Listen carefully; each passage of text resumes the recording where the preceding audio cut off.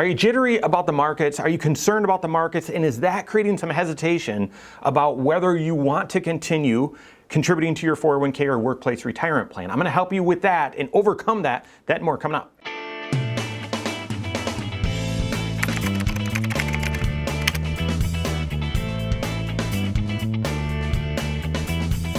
My name is Mike Bernard. I'm the host of the Wise Money Show. I'm also one of the certified financial planners right here at Korhorn Financial Group. Make sure you hit that subscribe button, turn on notifications, and smash that thumbs up button. So are you nervous about how high the market is? And is that making you second guess, hey, should I make that full contribution to my Roth IRA? Should I still contribute this much to my 401k? Am I buying high and potentially the market's going to drop here?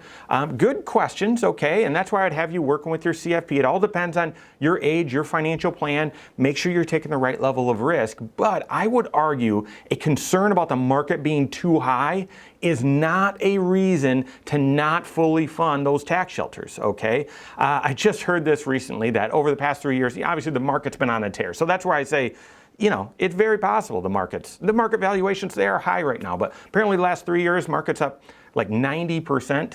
Last time that happened was, that's right, 1999. There was just, it's uncanny how many things that you can say, oh, last time this happened, 99, last time this happened, tech bubble.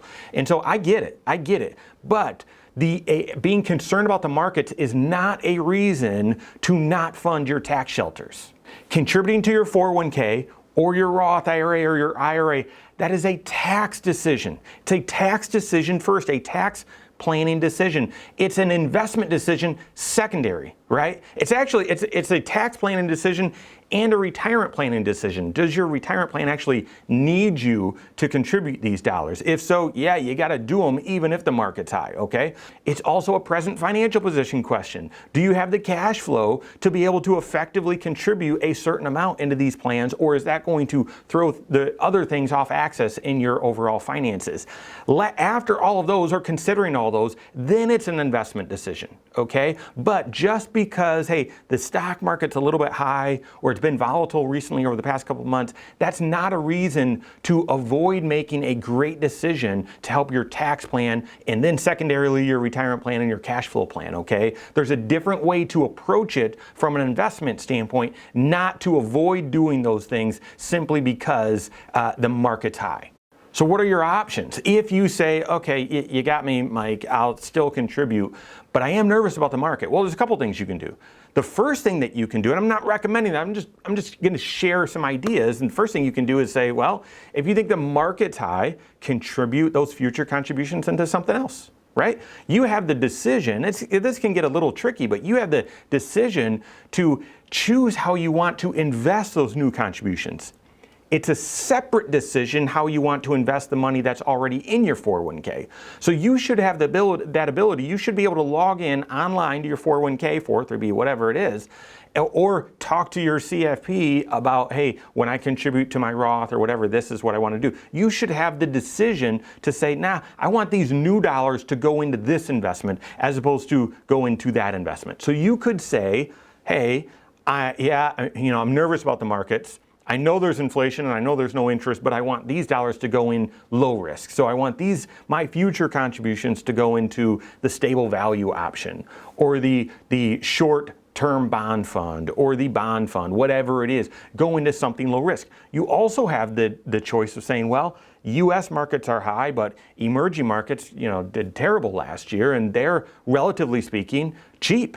And small caps, relatively, small cap value, cheap, right? International investments, cheap. You could choose, all right, well, with these new dollars, if I'm nervous about my new contributions going into just stocks, I could pick a different area, either low risk, stable value, real estate, even if you have that option, or some other area that maybe you're more comfortable investing in, okay? Now, this is not a recommendation, anything on these videos, right? This is not advice. That's why I'm always going to say you've got to work with your CFP to see if this should be applied to your situation.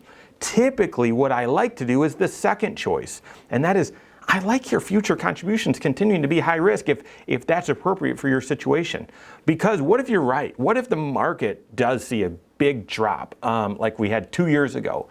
Your new contributions are actually buying shares at cheaper prices. So if you're right and you're not able to time it perfectly because history says you're not going to be able to time it perfectly, having those new contributions continue to go in high risk, you're buying low. So that way, so then kind of this option number 2 is, if you're nervous about how high the market is, maybe you look at rebalancing your existing 401k balance and shifting a little bit into a little bit out of higher risk and a little bit more into lower risk. Work with your CFP, see if that makes sense, and then that allow you to say, well, yeah, these new contributions, I might be buying a little bit high right now, but I'll be able to buy more shares at cheaper prices if we do see that volatility that I'm concerned about. So does that make sense? I get it. The market is at elevated inflation levels. I hope that the economy can grow into it. It did a little bit in 2021, guys. We'll do some videos about that. But the economy and the economy grew into the market a little bit last year. That's fantastic news. I hope that continues. But we've got the Fed making big decisions. We've got real problems with inflation. We still have labor shortages and other challenges in the market, headwinds, if you will. So if you're nervous about the market, that's okay. I understand that. Work with your CFP on that, but that's not a reason not to do what makes sense for your tax strategy, for your tax plan. So continue to fund that 401k, your simple IRA, your 403b, doing those sorts of things so you get the match, you get the tax benefits, that long-term tax deferral, compound interest, all that sort of stuff. Plan on or manage that risk of the markets being high. Manage that in a different way. Work with your CFP. Again, this is why we always recommend a comprehensive approach to your financial life. So if you don't have a CFP that's helping you with that, someone on my team can, my team of CFPs. So you can find us online, Korhorn.com, that's Korhorn with the K, wisemoneyshow.com, you can find us there as well, or send us an email, info@korhorn.com. All right, there you have it. Go out and take your next wise step in your financial life.